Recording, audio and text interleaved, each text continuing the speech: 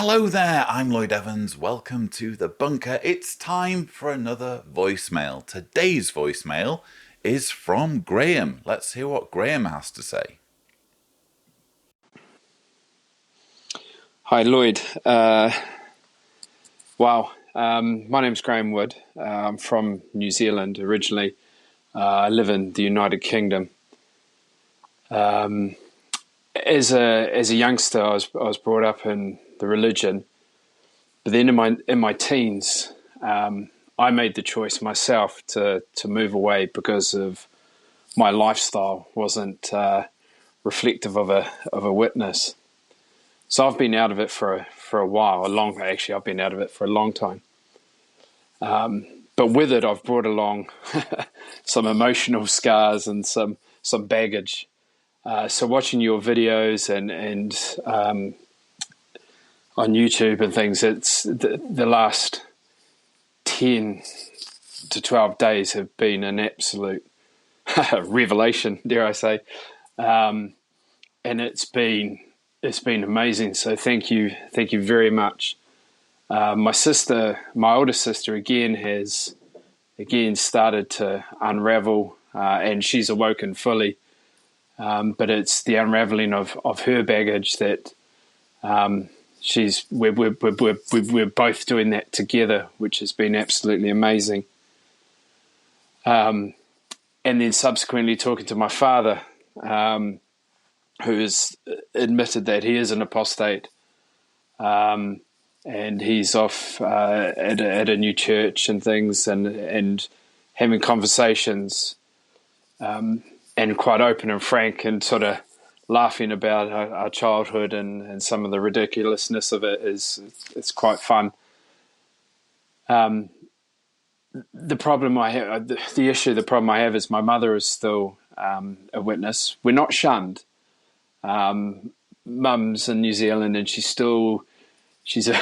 quite a funny one, quite a hypocritical witness who picks and chooses the things in which she wants to stand by. My question, which I'm leading to, sort of revolves around my younger sister, who was brought up as a witness, who left, and like many young witnesses, sort of, dare I say, went out into the world, and so she's pregnant. No, sorry, she got pregnant, had her daughter, and now, dare I say it, she's actually gone back to the faith. She's gone back to Jehovah's Witness. So much, the issue we have is essentially, and even by my own mother's admission, she's running with the heavy hitters.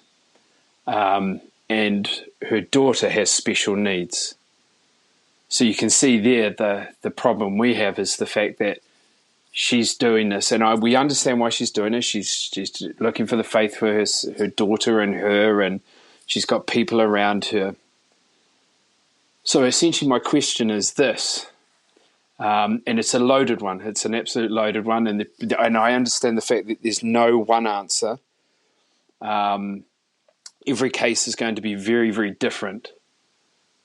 But how do we start getting her out? What sort of little seeds, what little nuggets of goodness would you suggest we drop, we try, and we understand? My father and my older sister, we do understand that we have to tread very carefully with this, because she has gone right in.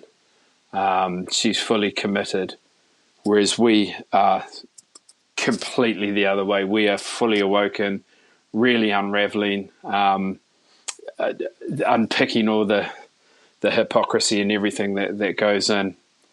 So again, my big question is, where do you start? So any advice would be greatly appreciated. And we absolutely adore you and all the work that you're doing. It has helped us massively. So thank you very, very much. And yes, I'd give you permission to use my name and to share my story and to share the question as well. Again, thank you very much.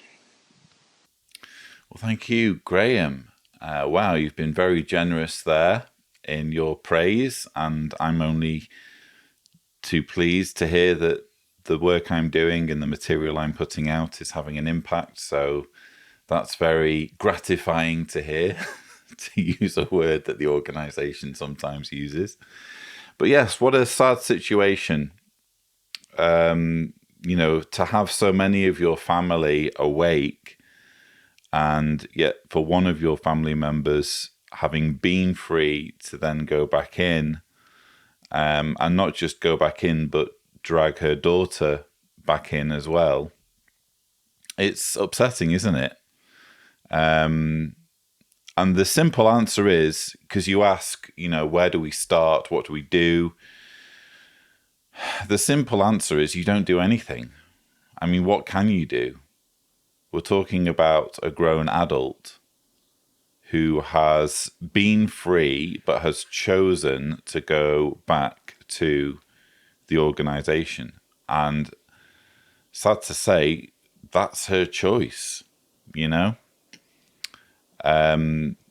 Is it desirable? Is it a good thing? Definitely not. It's never nice to see someone capitulate in this way and cede control of their lives to a damaging cult, especially to embark on a course that will lead to their child being indoctrinated and potentially future generations of Jehovah's Witnesses getting roped into the whole thing.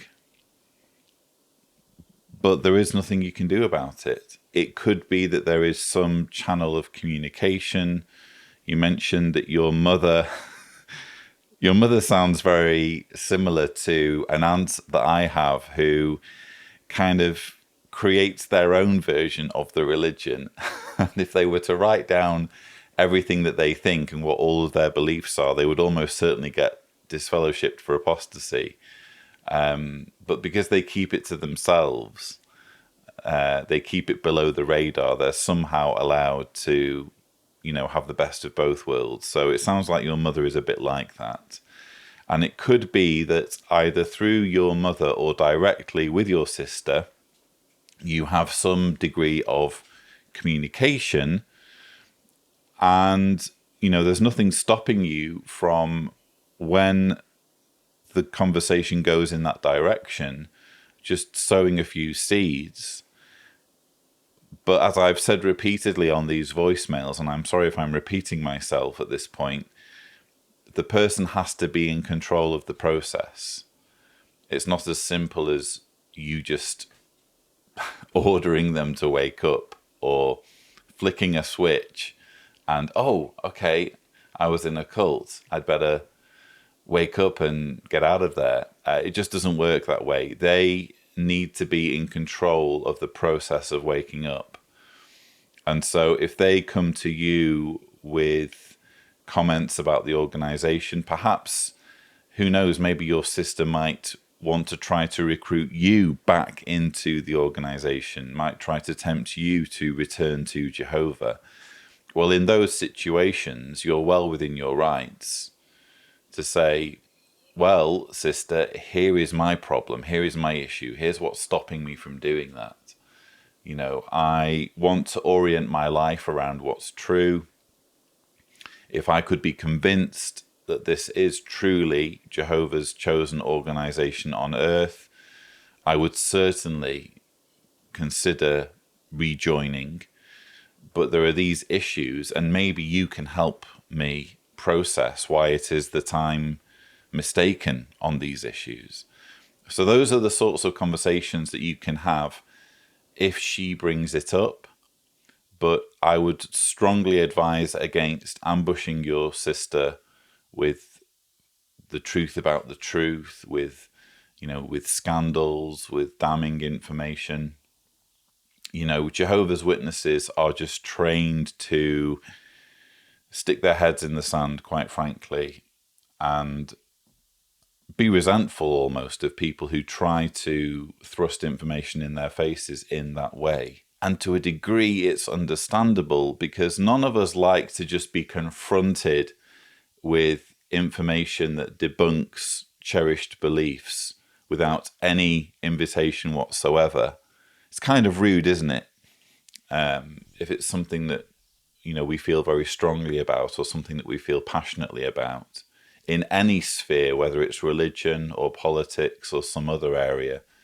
If we feel strongly on a certain issue and someone just comes barreling in and says, you're wrong and here's why, immediately our defenses go up.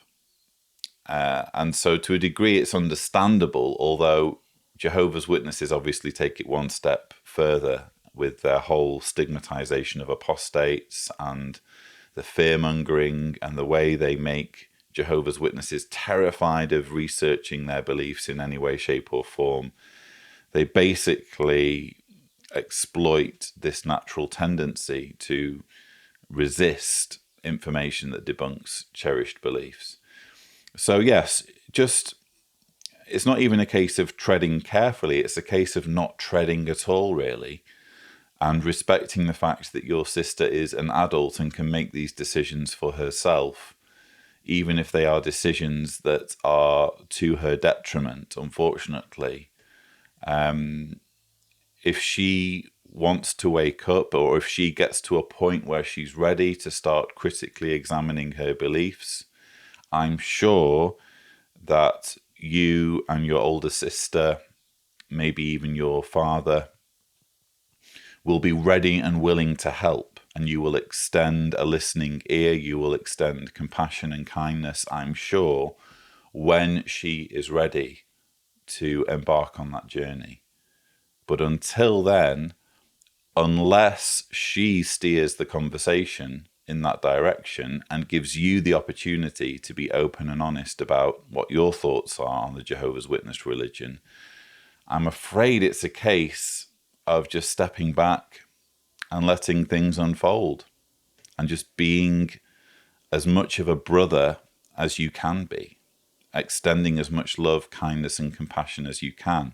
And maybe that in itself will prompt some introspection on your sister's part, because she will see that when she looks at her unbelieving family, they're not living up to the stereotype that her religion has created of these bitter, vengeful,